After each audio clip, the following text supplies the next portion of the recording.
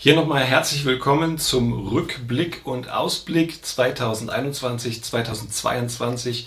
Was bewegt mich so in dieser Zeit? Was habe ich erlebt oder ja, habe ich das, was ich so wollte, irgendwie erreicht? Also die letzten 3 Jahre waren ein bisschen intensiv. Ich habe irgendwie hier neue Räume bezogen, so ein paar Maschinen da aufgestellt und so weiter, Verschiedenes ausprobiert. Das war natürlich sehr intensiv irgendwie, so das Ganze drumherum, dass man alles so selbstständig irgendwie schön organisiert. Manchmal auch sehr, sehr intensiv spannend, also von der guten Seite, aber auch manchmal etwas stressig oder zu viel Arbeit irgendwie oder dass man sich zu viel reinkniet und man sich dann fragt, wie bin ich eigentlich motiviert? Ist es jetzt die richtige Ausrichtung, so die ich gerade gehe? Und so habe ich jetzt erstmal ein bisschen eine Pause gemacht, ein bisschen reflektiert natürlich auch über all das, was ich so hier mache oder so. Ja, und versuche jetzt eben wieder meine Aufträge anzugehen. Und im letzten Jahr habe ich mich ein bisschen geärgert, weil ich habe zum Beispiel mein Maßwerk, was ich schon hier an dieser Stelle vor einem Jahr angekündigt habe ich ja kurz gezeigt, wie ich das vordrechsel, dann mit dem Zirkel so ein bisschen aufzeichne, aussäge. Und das wollte ich eben jetzt noch schön beschnitzen, so in einer Kerbschnittstechnik, in einer plastischen Form. Das ist einfach was ganz Grandioses, Exaktes. Ja, und das würde ich eigentlich gern noch vollenden, aber ich bin so noch nicht dazu gekommen. Und jetzt in den Ferien wollte ich auch nicht daran gehen, dass man einfach mal den Kopf mit was anderem beschäftigt und nicht immer nur mit irgendwie Werkstatt, Ambiente und diesem ganzen Umfeld hier. Da muss man halt auch mal rauskommen. Gut, also diese Arbeit ist leider noch nicht fertig geworden. Sonst war das Jahr eigentlich ziemlich gut für mich. So insgesamt, wenn ich jetzt alles anschaue, so das ganze Paket irgendwie, da immer Auftrag an Auftrag an Auftrag, wo ich auch manchmal gar nicht weiß, wo kommt das alles her. Das ist manchmal der Wahnsinn. Und ja, also bin ich auch sehr, sehr dankbar natürlich auch für viele Leute von euch, die das Ganze irgendwie mit unterstützen in Form von Anfragen, Aufträgen oder ja, die sogar hierher gekommen sind, mich besucht haben und von mir, meiner Wenigkeit dann schnitzen lernen wollten. Also das hat mich natürlich auch sehr beglückt und macht mich froh und glücklich, dass so viele Leute mir regelmäßig auch schreiben und ich gucke dann auf meinem Telefon immer Nachrichten an und so. Also es ist natürlich sehr, sehr dankbar und auch für die ganzen Kommentare, alles was kommt, auch mal kritische Äußerungen, wo ich dann auch wirklich mal nachdenke, was könnte ich da verbessern oder so oder ja, wo stehe ich eigentlich? Man tut sich ja manchmal ein bisschen falsch einschätzen und dann holt einen das wieder so in die Realität wirklich zurück. Also auch vielen Dank dafür, für Feedback und was da so kommt. Und da gab es ja natürlich bei meinem letzten Video ganz, ganz viel Feedback, wo ich weiß, es hat euch nicht gut gefallen. Also werde ich es jetzt einfach rausnehmen, so religiöse Videos oder sowas. Das war für mich einfach was Wichtiges, weil es natürlich mich als Person oder privat betrifft, euch jetzt weniger, wie ich festgestellt habe. Vielleicht gucken das da irgendwie diese 3 Leute aus der alten Heimat an, die mich noch kennen oder irgend sowas, kann ich mir vorstellen. Aber hier ja weniger. Genau, und da möchte ich jetzt niemanden irgendwie damit überfrachten oder gar verschrecken oder so. Ich wollte einfach da ein bisschen Hoffnung stiften und natürlich auch die freie Rede nutzen, weil wir haben gerade eine Zeit, wo alles sehr, sehr meinungskonform ist und das auch so in der Gesellschaft irgendwie immer stärker wird, dass alles so stark irgendwie auf eine Richtung hingeht und da alles sich stark kanalisiert. Ist vielleicht auch gut, vielleicht ist es auch falsch. Ja, also da gibt es natürlich unterschiedliche Positionen, die in der Demokratie ja auch gehört werden sollen. Und dem möchte ich natürlich auch so ein bisschen beipflichten. Und Religion ist natürlich das Beispiel par excellence von dem Ganzen, weil in der Religion muss natürlich eine Freiheit gewährleistet sein, ja, die es vielleicht sonst im normalen Leben so nicht gibt. Ja. Alle Religionen, wenn sie nicht von Radikalisten oder so übernommen werden, sind eigentlich sehr tolerant in sich, ja, dass sie da viel dulden und weil sie eben diesen Gottesbezug haben und was Höheres, was dem Menschen auch helfen kann. Also man kann es natürlich auch falsch interpretieren, aber in der Regel gibt das wirklich was zurück, was einem dann auch irgendwie sanftmütiger, liebevoller, geduldiger und so weiter macht. Also alle möglichen guten Dinge können so in das Leben kommen und Tugenden, die das Herz erfüllen und bereichern. So ist es eigentlich aus meiner Sicht und natürlich habe ich auch ein bisschen Kritik geübt. Klar, das will keiner gerne hören, das verstehe ich. Aber vieles ja, ist aus meiner Sicht doch im Argen und da muss ich einfach mal was sagen. Ich habe versucht, was zu sagen. Mehr kann ich am Ende auch nicht machen, ich kann es auch nicht verändern. Aber es ist für mich wichtig, was zu sagen. Deshalb werde ich das, wo ich den Mund nicht halten kann, ja, wo ich die Klappe nicht halten kann, einfach auf einem anderen Kanal, irgendwie einen Ausweichkanal oder sowas aufbauen. Ist dann natürlich schade, wenn es dann nicht so viele Leute sehen. Das ist für mich schon auch wichtig, dass es dann ein paar Leute sehen, wenn man sich lange irgendwie auf irgendwas vorbereitet hat. Der Paulus, muss ich ehrlich sagen, juckt mir ja noch so ein bisschen in den Fingern. Den würde ich hier vielleicht doch gern noch veröffentlichen, wenn ihr nichts dagegen habt. Wenn doch, dann mache ich das halt irgendwo anders und versuche da solche Themen zu behandeln, weil das ja auch eine sehr spezielle Sicht ist, wo es dann eigentlich auch richtig gesehen eine andere neue Gruppe geben muss, die das dann irgendwie nur das interessiert. Ja. Okay, gut, das kann ich ja machen, das ist kein Problem, das einfach irgendwie auszulagern oder ja, irgendwie anders zu machen oder so. Und hier dann mich auf das Schnitzthema weiterhin zu fokussieren. Und was sehr spannend werden wird im kommenden Jahr, ich werde natürlich meine Aufträge ganz normal weitermachen. Ich denke, da sind auch ein paar schöne Sachen dabei. Mein Christus, den habe ich ja jetzt in dieses Jahr mit reingeschoben. Hätte ich auch nicht gedacht, dass es so lange dauert. Und wenn ich jetzt vielleicht nicht religiöse Sprachvideos machen kann, dann vielleicht ist dieser Christus eine Initialzündung, vielleicht religiöse Skulpturen zu machen, weil das einfach auch ein Riesenthema ist. Was über den Menschen hinausgeht, wo es jetzt nicht nur um mich als Person geht, sondern wo ich dem großen Ganzen irgendwie, was mich persönlich auch anspricht, irgendwie dienen kann oder da etwas erschaffen kann, was auch über mich hinausweist, ja, was ja auch die große Kunst im Leben ist, wie ich finde, dass man nicht immer nur bei sich hängen bleibt, oder wir sehen es ja total auch in dieser Gesellschaft, die so auf Konsum oder Karriere und so Äußerlichkeiten regelrecht fokussiert ist, oder auf den perfekten Body, ja, wo jeder weiß, also mit 60 oder wenn du dann noch älter wirst, wirst du wahrscheinlich nicht mehr diesen perfekten Body haben.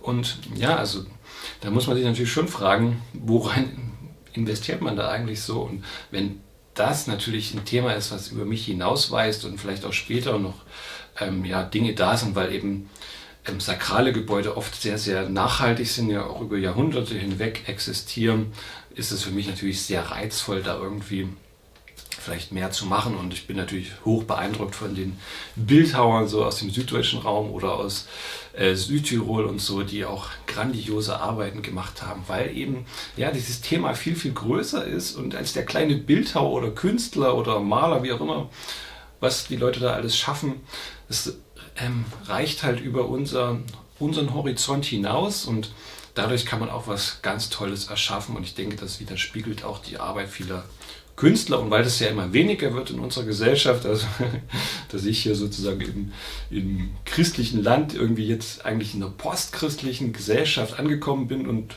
versuche da so irgendwie über ein Glaubensthema zu referieren und dann ist es gar nicht gewünscht oder gewollt. Ist natürlich auch spannend, dass man sich da mittlerweile in der Minderheit befindet, in der Säkularisierung, die wir um uns hier erleben. Oder hier ist ja ganz besonders schlimm und natürlich auch durch die dunkelrote Vorgeschichte hier im Ostteil. Klar, da ist natürlich auch vieles kaputt gegangen, dass dann Kirche eben der Feind war und deshalb auch viele Leute dann der Kirche den Rücken gekehrt haben und mehr in dieses Staatssystem reingegangen sind, wo wir heute wieder merken, da sind wieder viele Leute so in der Richtung des Staates unterwegs, aber gut, jetzt versuche ich meine Kritik hier ein bisschen rauszuhalten. Ja, ich persönlich werde wahrscheinlich umziehen nach Brandenburg, also wahrscheinlich, weil ich besichtige jetzt am Sonntag die Wohnung, wo ich da einziehen kann. Mir hat jemand was angeboten, also was sehr Großes, Schönes, also mit einer Werkstatt, wo ich wohnen kann.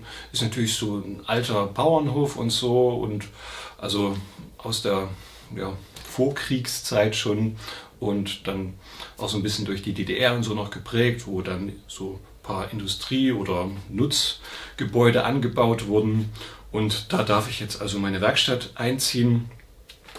Und der Hausherr und Besitzer hat mich also explizit angesprochen, dass ich sehr willkommen bin und dass da Handy nutzen darf, und ich werde das also zur Miete nutzen. Ich kann das nicht kaufen und das ist also völlig außerhalb meiner Vorstellungskraft. Ich könnte mir sowas nicht leisten. Von daher bin ich natürlich auch extrem dankbar, dass die Person mich angesprochen hat und gerne möchte, dass ich komme, und wir gucken uns das an, versuchen ja gemeinsam übereinzukommen, machen irgendwie einen Plan, und vielleicht geht es dann im Sommer los oder im Herbst.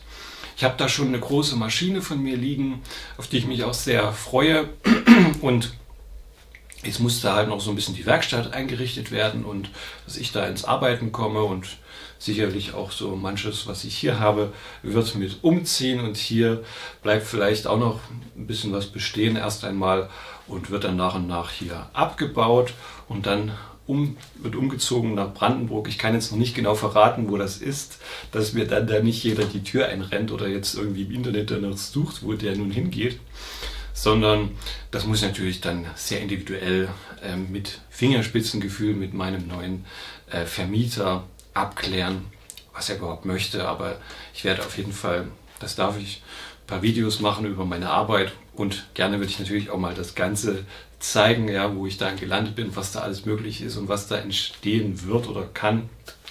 Genau, ich habe da jetzt schon mal diese riesige Bandsäge mit 80er Rollen, also so das Größte, was es noch auf dem Markt an Bandsäge gibt, ist da jetzt schon, und das werde ich dann also in Gebrauch nehmen irgendwann.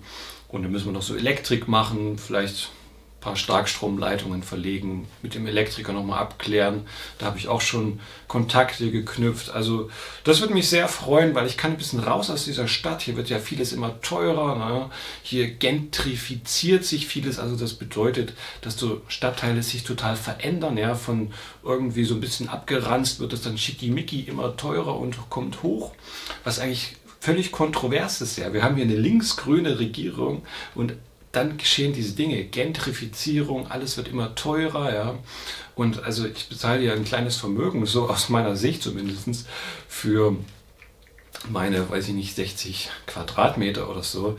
Das ist schon ziemlich krass, ja. Von daher bin ich natürlich sehr, sehr dankbar, dass ich da ein bisschen aus diesem Hamsterrad herauskomme mal und auch draußen arbeiten kann und viel, viel mehr Platz habe und ja, dort auch Lagerflächen und alles nutzen kann. Also da bin ich sehr dankbar und freue mich auf diese Zeit, was da kommt, und würde euch natürlich auch gern mit reinnehmen und dann vielleicht das Ganze auch noch als Sahnehäubchen mit so ein paar schönen neuen Arbeiten ja, ausstaffieren, das Ganze, und neue Arbeiten gestalten. Mal sehen, was da noch so kommt. Wenn ich gute Aufträge gewinnen kann, könnte ich da auch mal irgendwie an einem riesigen Marmorblock oder sowas arbeiten, was ja auch so ein paar Ziele von mir sind, dass ich da vielleicht mal in der Richtung was machen kann, aber ich privat alleine kann das nicht machen, weil allein der Stein kostet ja dann schon, weiß ich nicht, 4, 5 oder noch mehr Tausende Euro, die ich also nicht vorschießen kann, um dann auch noch 3, 4, 5 Monate daran zu arbeiten, bis es dann fertig ist, und das alles von eigener Kappe zu bezahlen, ist also eine ganz schöne Hausnummer. Von daher suche ich natürlich immer wieder hochkarätige Kundschaft, die natürlich so an sowas Interesse hat. Und eine Marmorarbeit werde ich wieder machen dürfen. Das ist für mich eine schöne Freude. Euch interessiert es nicht ganz so, ich weiß. Ihr wollt lieber schöne Schnitzarbeiten sehen.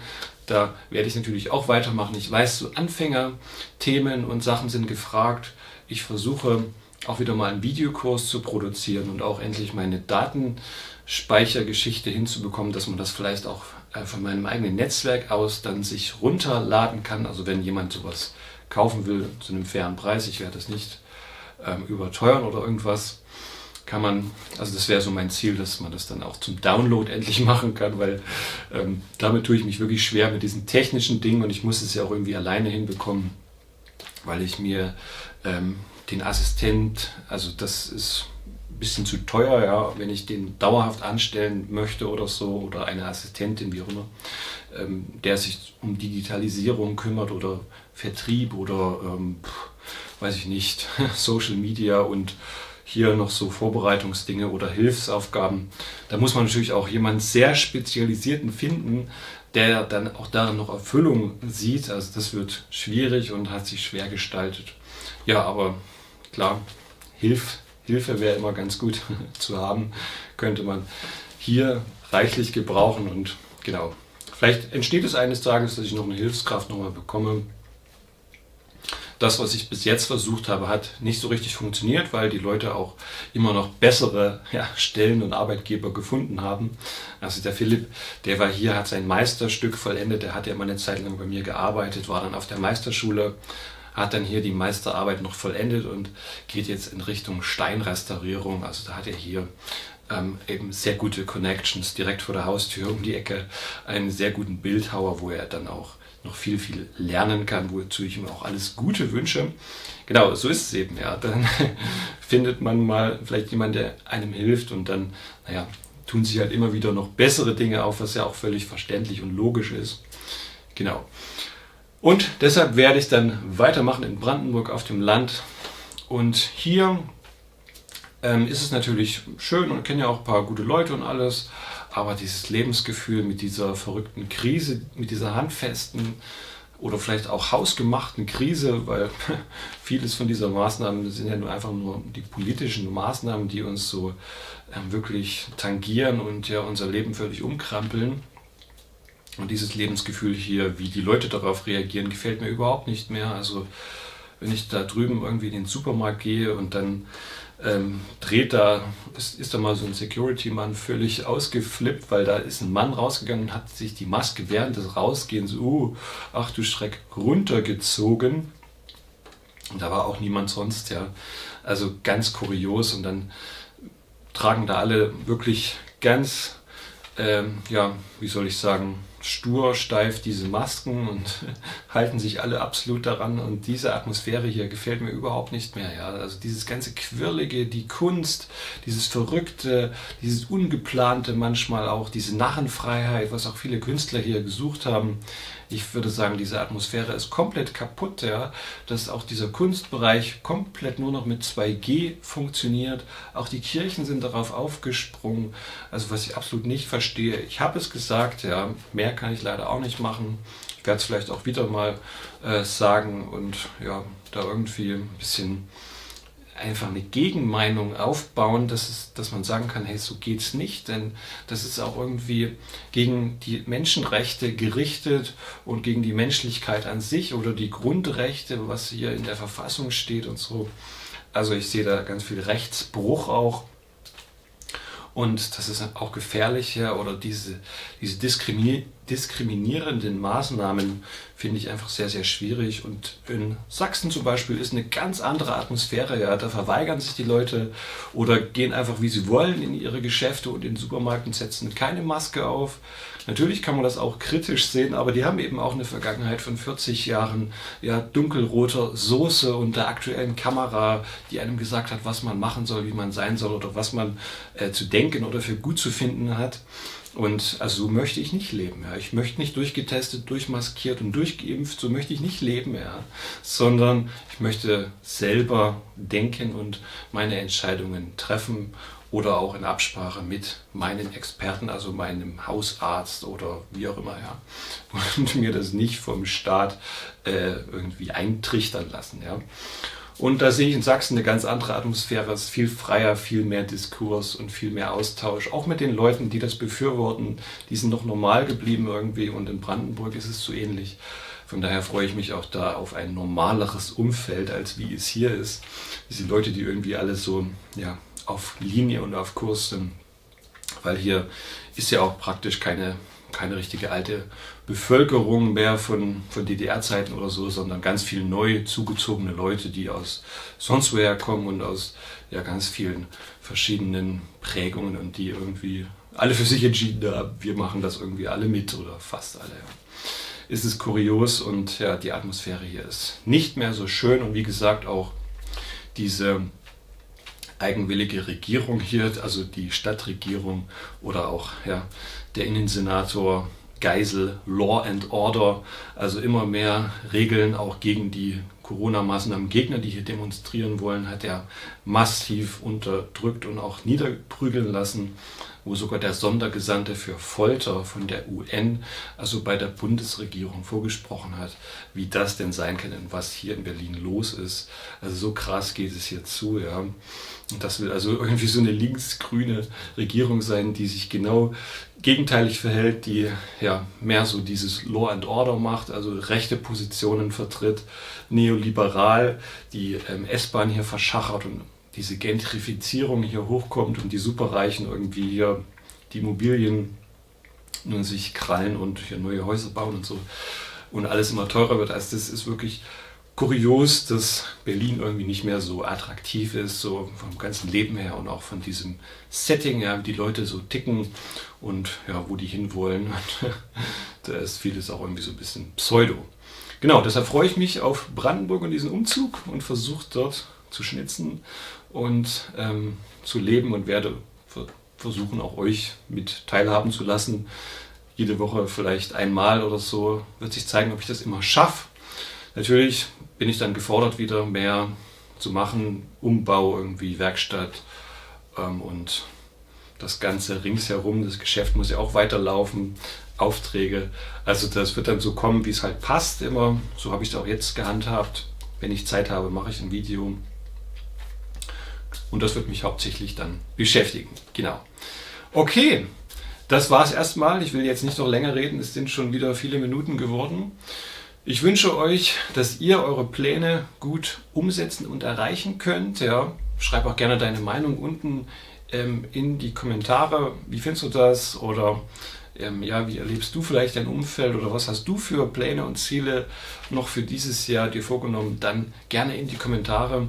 Und ich kann nur alle ermutigen, auch über ihren Tellerrand hinauszugehen, wieder Neues zu wagen und sich auf Neues einzulassen, auch im Bereich Schnitzen. Ja. Ich habe es ja schon gesagt beim letzten Video zum Schluss. Versuch da Neues zu wagen und gehe so an die Grenzen deiner Komfortzone, dass du dich weiterentwickeln kannst. Natürlich wird das ein bisschen unangenehm manchmal und vielleicht nicht so befriedigend, wenn man manche Sachen nicht sofort schafft, aber wenn man es immer wieder probiert, wird man das dann irgendwann hinbekommen und kann sozusagen aufs nächste Level kommen. Und das wünsche ich dir auch für deine Arbeiten, dass du da gut vorankommst und dass wir hier vielleicht weiterhin eine schöne Community in diesem Sinne bilden können mit dem Schnitzen und für Arbeiten, die dich interessieren oder wo du dich herausfordern lassen möchtest, wo du Inspiration suchst, wo du vorankommen willst. Dafür will ich dir weiterhin gerne helfen und danke allen, ja, die das anschauen oder teilen, kommentieren und auch mir somit eine Aufgabe geben, dass ich ja, auf diese Arbeit schauen kann oder für andere etwas tun kann, dass ich nicht nur bei mir hängen bleibe oder mich mit meiner neuen Werkstatt oder so beschäftige, sondern das hilft mir auch wieder rauszukommen und ja, zu gucken, zu fragen, was wollen andere und versuchen anderen auch zu helfen mit ihren Aufträgen oder Anliegen oder Schnitzkursen und so weiter. Okay, ich denke, es ist klar geworden, was ich so sagen wollte. In diesem Sinne, alles Gute, bis zum Wiedersehen und ciao.